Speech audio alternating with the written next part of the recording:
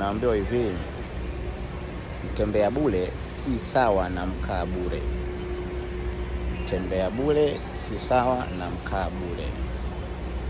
Sasa ndugu yangu, tembea.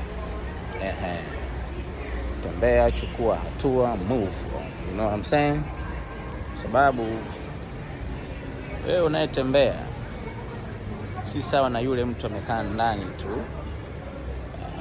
When you walk, unaweza kukutana